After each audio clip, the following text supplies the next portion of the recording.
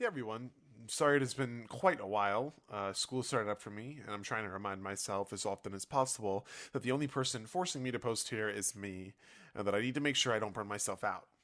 I'm sure I will generate plenty of creative ideas over the course of the semester and write some banger articles for you come summer, but for now, I'm going to primarily showcase some of my finished works to tide you over until then. I want to aim for posting every other week, but I'll keep you all updated on how that goes. Thank you for your understanding, and I hope you enjoy these works.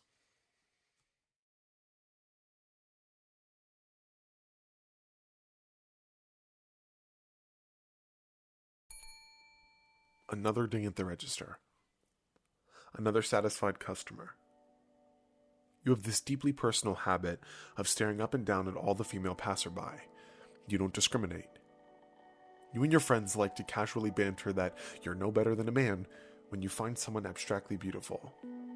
Abstractly enough, jokes don't absolve you of the consequences. Abstractly enough, when you see someone you consider unattractive, you and your friends snicker and sneer behind their backs, attacking and assaulting the bodies that were crafted with refined iron and the toughest steel. The thought of your accountability and your place in the increased rates of passing women never hits your psyche. Abstractly enough, you use your lack of social and political awareness as an excuse. You are not absolved of the consequences. You often think about how much you'd love to get to know this woman more. You last caught her standing innocently by herself, waiting for the light to change so she could cross the road. You thought to yourself she was alone. You focused on how no one was around to see what you do best: watch and scrutinize. You never really think about how the things you are doing under the guise of ignorance can harm you or the woman on the receiving end. You never stop, considering their position in all of this, the receivers of your indirect dismemberment and objectification. Abstractly enough, it's hard to see you ever getting closer to someone whose history you'll seemingly never understand. You're still not absolved of the consequences here. Another woman was found dead today as another wave of sexism sweeps over. You always turn off the TV before it can explain to you where your ideologies falter. You hate to be wrong, so you must always be right. A staunch advocate of grow thicker skin settles on your palate and swallows wrong. You choke. You'd rather do anything than realize you're the problem here. You have a sneaking suspicion that it's a hoax made up to try and protect women. Again, you have to be on the winning side of every argument. There's no way you can be wrong, right? At this rate, you'll never be absolved of the consequences. You manage to work up the courage to meet that woman waiting at the crosswalk. You're standing face to face with her, and now you notice the small splotches on her face, the imperfection you were always afraid to acknowledge. That strong iron skin cracks, and sometimes innocence turns to anger. You've discovered another human. This experience is strange to you. Your body is conflicted. She isn't perfect, and she never will be, but she is a woman, nonetheless, entertaining the company of you, who has possessed an image of her body without her consent and without her knowing. What will you do? You will act as though you are one of the good guys, and attempt to absolve yourself of it all. Abstractly enough, nothing has changed, and you're still you.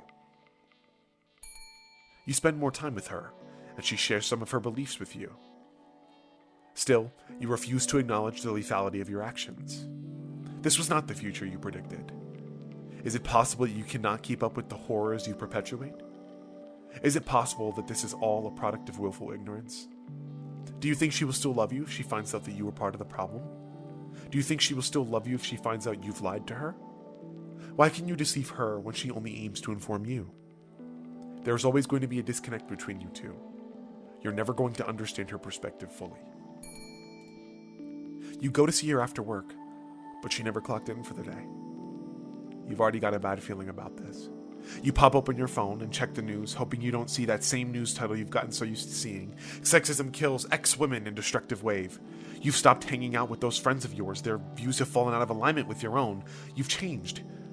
Now you question if the way you stare at other women is appropriate social conduct. You still have moments when you realize no one is watching and you take a good look. You're not disgusted. You're changing. Your actions are excusable, right? You go to her house and the door's locked. You step around back just as the sun starts to hit the hill. Even she wants nothing to do with you. Here you realize the consequences of your actions. You may have thought anything you realized before now was sufficient to change the course of history. The surprising thing is that you're not the only one capable of inflicting this damage.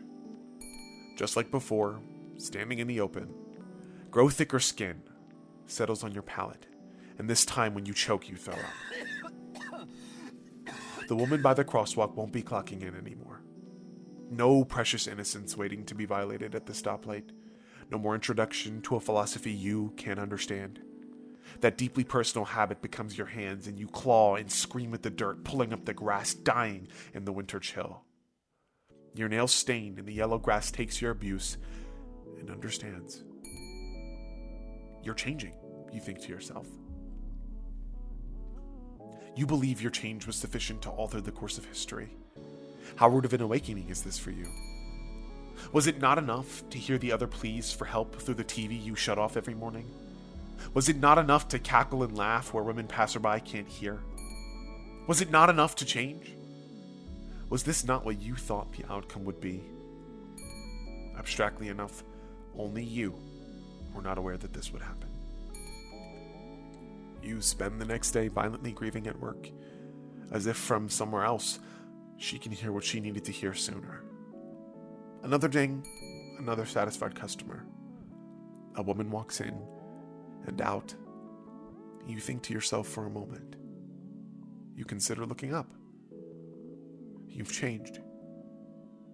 She's gone.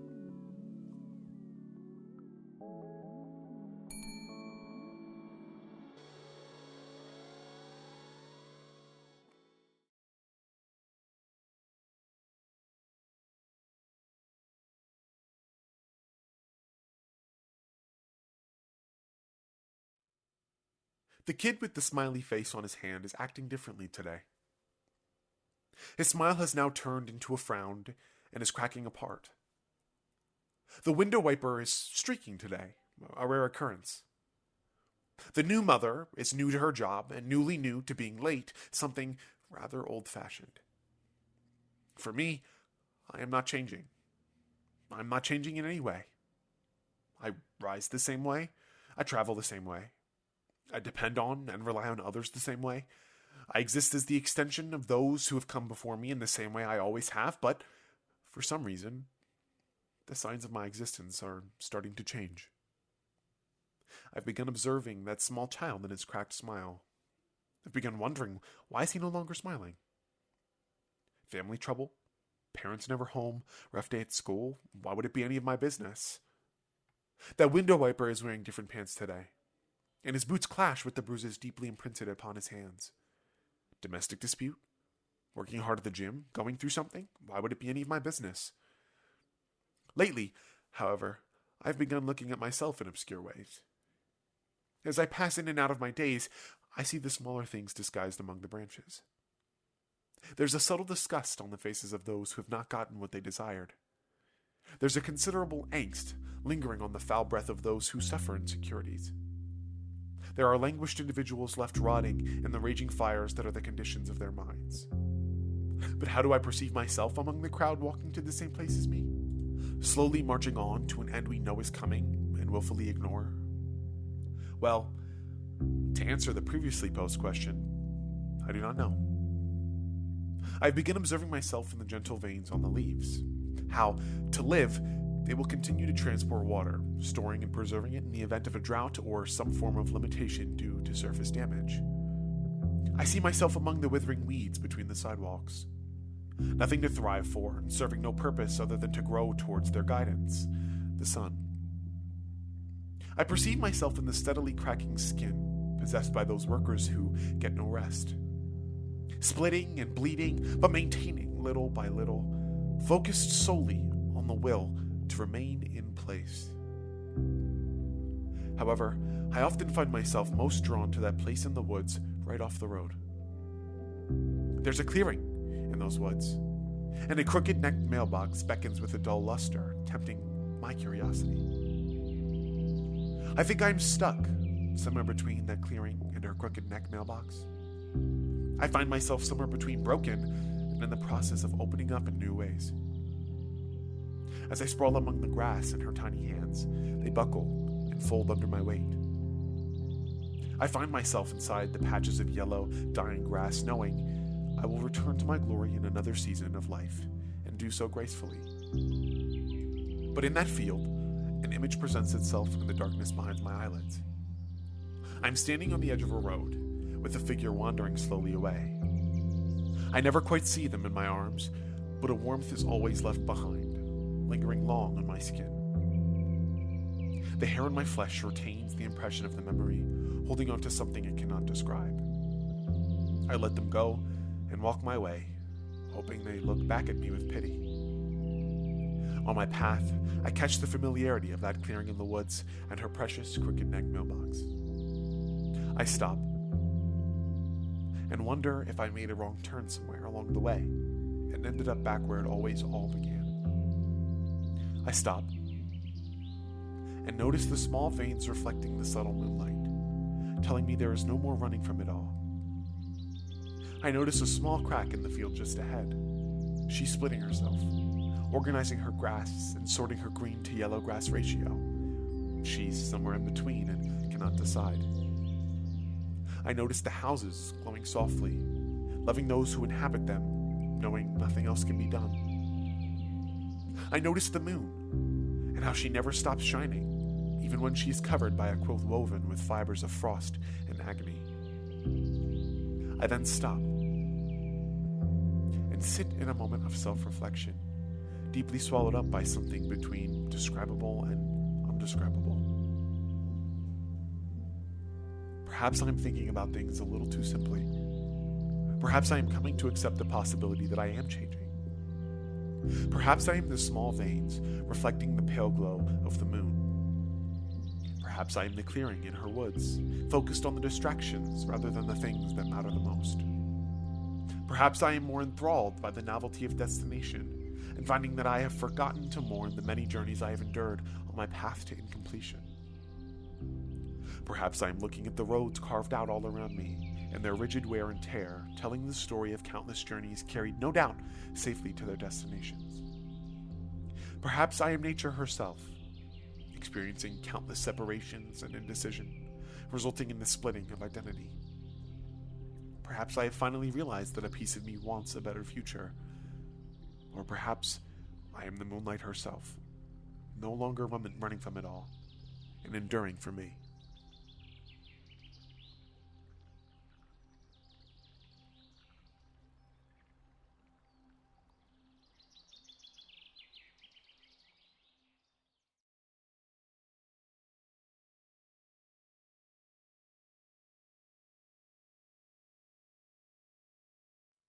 Go on, Billy. Run on home. The old neighbor screams out into the night at his son. I wonder if the pain got to be too much for him.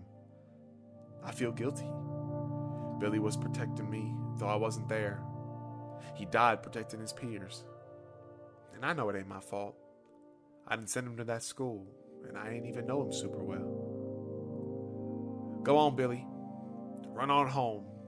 Grandpa's gonna be right here when you finally make it back. That Kerthunk of the baseball in the early 2000s will never rebuild itself as a good memory without you. It's hard to picture you there now. I'll hear it through the walls too.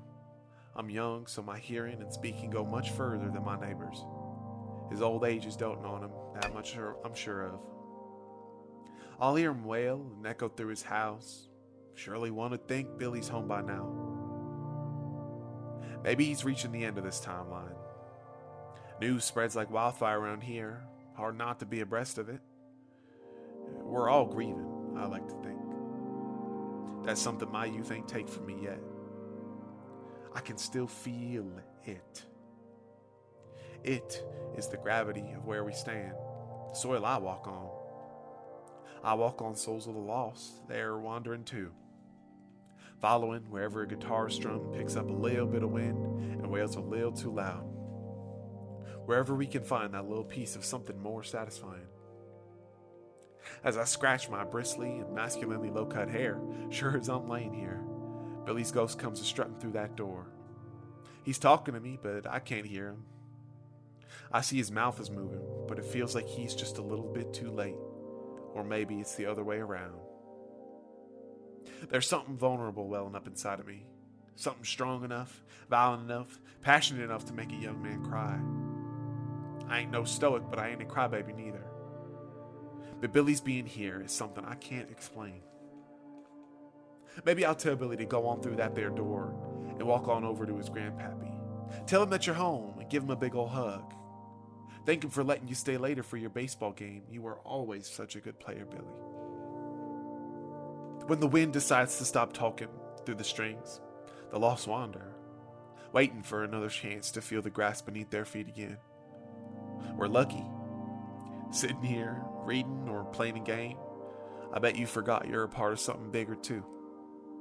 Don't worry, it ain't just you. I do it too. I tell Billy, beat it! And that his grandpappy is still playing the piano just waiting for you to waltz on through that door. I like to think that he listened. I can't see him no more. Maybe Billy finally did run on home. Maybe I'm making it up. Nighttime dreaming while awake. Wondering what it'd be like to see Billy playing baseball again down here in this summer heat. I think that Billy'd want me to think about his master play. How, right at the end of his games, he'd always do a silly little dance and wave at his family. He claimed it was his good luck charm, and who are we to judge? How he'd always make sure to hit that last home run and see the match through, even if it wasn't a winning play. If I see him again, you best believe I'm gonna do his little dance for him. I'll honor him, just like I'll mourn him, if I ain't too numb to it yet. I'll strum my guitar and catch the wind, and I'll listen quietly for the pitter-pattering of his ever-so-gentle footsteps running on home, quietly cheering to myself, "Go on, Billy, hit your home run," as the wind huffs right out of my strings.